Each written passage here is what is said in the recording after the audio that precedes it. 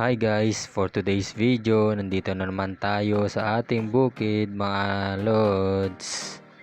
Bali, nandito pala ako sa may sanibiyanan ko para kumuha ng pagkain ng ating baka mga lods. Napakarami kasi kinain ng mga uod, tsaka hindi na rin lumaki yung mga ibang mais, kaya atin pong kukunin yung mga maliliit lang yung bunga mga lods para ipakain natin sa ating alagang baka at para na rin tumaba. Dahil nga sa nagpapadede siya ay kailangan natin na arugain na pakainin ng ganitong klase ng mais mga lods. Nasayang man yung mga mais na ganyan, at least nakikinabangan pa rin natin, may ipapakain pa rin natin sa ating alagang baka. At kahit di nga tayo pinalad dito sa ating maisan, at may araw din na makakabawi din tayo sa pagtatanim ng ating mais. Hindi lang naman ngayon at hindi lang din naman tayo yung ganito yung nangyari sa mga mais. Halos lahat ata ng lugar na sa ganitong sitwasyon mga lods. Dahil marami din sa ibang lugar na halos wala din silang maani. Buti nga sa atin ay may mga malalaki pa rin yung bunga dyan mga lods.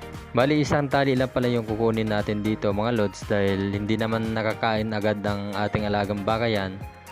At malalanta lang din naman kung marami tayong kukunin, kaya isang tali lang naman yung kukunin natin. At pagkatapos ko nga nagkuha ng pagkain ng ating alagang baka ay dumiretso muna ako dito sa bukid para tignan yung ating alagang baka na isa dito na baka ni biyanan ko, para din naman painumin natin yan mga lods. Bali sa oras pala to mga lods ay nandito na ako sa ating bukid at pag-iigib ko na pala yung baka ni biyanan ko para makainom na rin mga lods. Bali dito pala tayo sa Pinakanawan River kukuha ng tubig. At ito na nga mga lods ay bumaba na ako dito sa may batuhan. At dito nga ay kumuha na ako ng tubig.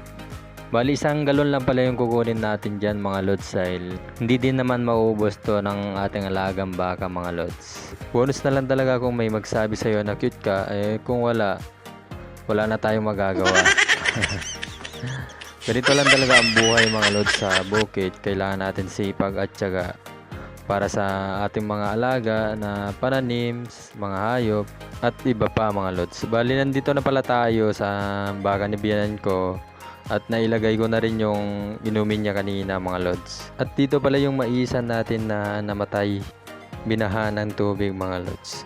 At pagkatapos nga uminom ng ating alagang baka dyan ay binigay ko na yung kakainin niya. At ito na nga mga lods ay kumuha na rin ako ng mais na ilalaga natin ngayon. Bali ito pala yung malagkit na mais na tabi ng yellow corn. Kaya mas marami yung yellow niya kaysa sa puti.